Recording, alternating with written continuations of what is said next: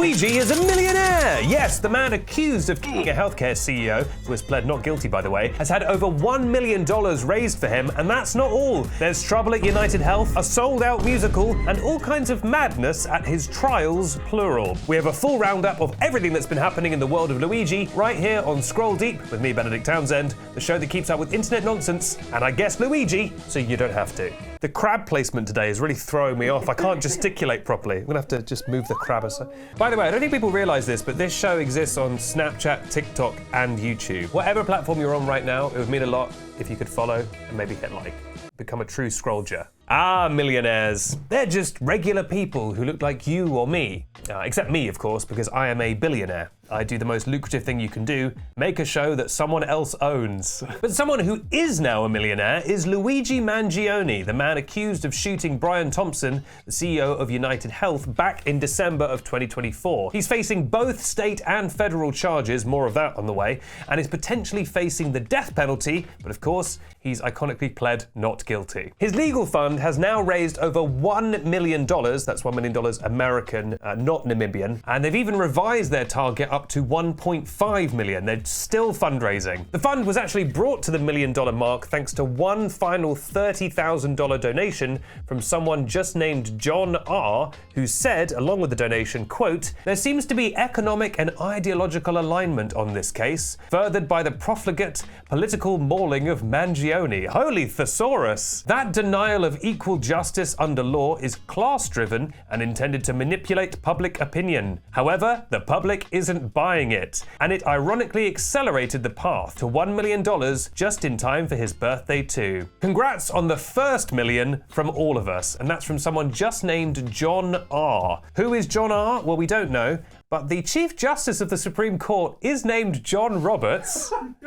And that's the only famous John R. I could think of. Now, he's a pretty conservative guy, but wouldn't it be nuts if that was John Roberts? I mean, at this point, the Supreme Court just does whatever it wants, so it's not out of the question. Now, he mentioned the birthday there. Luigi just turned 27, so he hit $1 million in his legal fund at the time he turned 27. But there is so much more news about Luigi. Related, United Health, the blood-sucking insurance company, not my words, the way they describe themselves. Isn't that their motto? We are blood-sucking. The insurance company at the center of all this is not having a very good time. In April, their stock actually had its worst day in 25 years after the fallout from all of this, and now investors are actually staging a class action lawsuit against the company for supposedly misleading them about how well their stock was doing. The company basically said, we predict it's going to do this well, and allegedly they were hiding that it was probably going to do worse than that. So rough times at United Health, you know, the heart bleeds, and then you go to the hospital because the heart bleeds, and then it costs $100,000 to get your heart fixed, and then you ask United to cover that, and then they reject you, and then you feel less bad for them. Since we last talked about Luigi, there were a few updates. So he's, as I've said many times, he's pled not guilty. So he's facing two trials.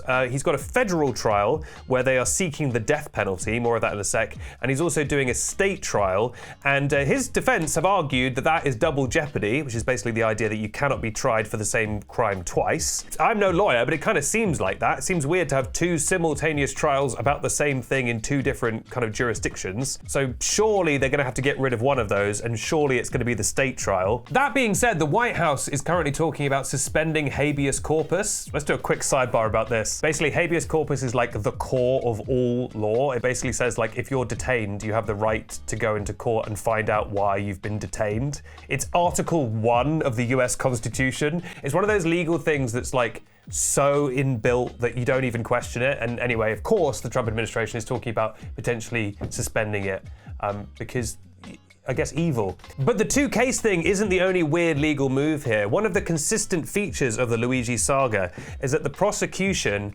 and to an extent the US government, are frothing at the mouth so much to convict him that they've started doing things haphazardly that ironically might get the case thrown out. They are so hell-bent on convicting him, they keep messing up or just doing things they shouldn't do. For example, Mangione's lawyer told the court that state prosecutors had been eavesdropping on Mangione's calls in jail with his lawyers. Again, I don't think you need to know anything about law to know that you absolutely cannot do that. The judge has asked the government to write a letter ensuring that Mangione is afforded access to separate phone calls with his attorneys when no one's listening in. You know, again, that's the kind of thing that could corrupt a whole case if you've got the prosecution listening in to privileged calls between a client and an attorney. The US government has also been reminded separately to stop commenting on the case, particularly the Attorney General Pam Bondi. She was the one who pushed for the death penalty in the federal case, and who also just keeps publicly calling him guilty, which again, you're not supposed to do with an ongoing case, especially when you're the Attorney General. The court also basically accused her of launching her new Instagram account off the back of the Luigi case. The judge is worried that this might corrupt the case, but also worried that it might bias a potential jury, and they're already having enough problems as it is trying to find a jury, right? Because you need to try and find a jury that isn't going to be biased either way.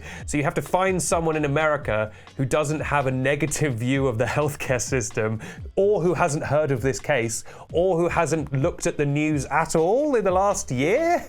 So good luck with that. Okay, so the government doesn't seem to like Luigi. The prosecutors are against Luigi. What do the regular people of the world feel? Well, there was a few indications. First of all, Luigi the Musical sold out.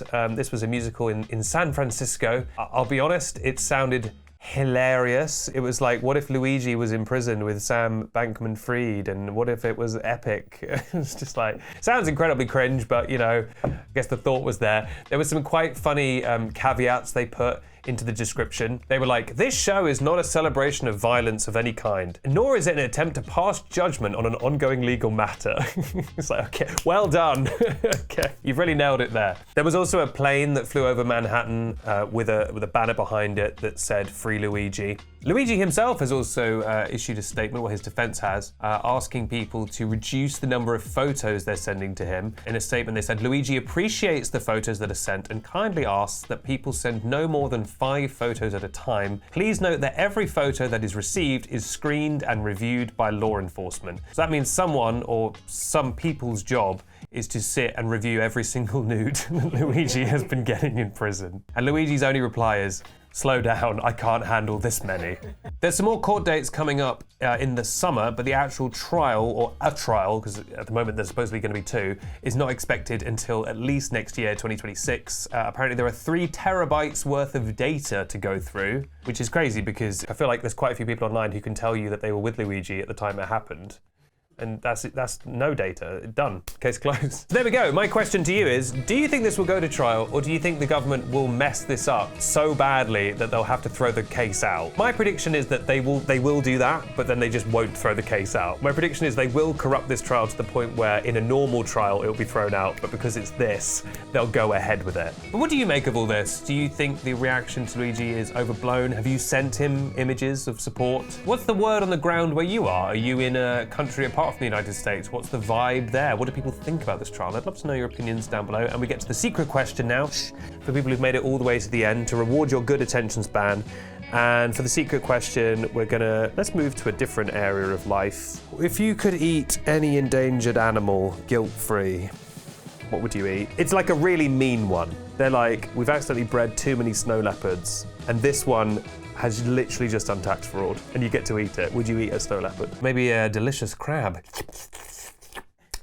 I'm Nick Townsend, this is Scroll Deep. Keep it tennis. Hole in one, that's tennis.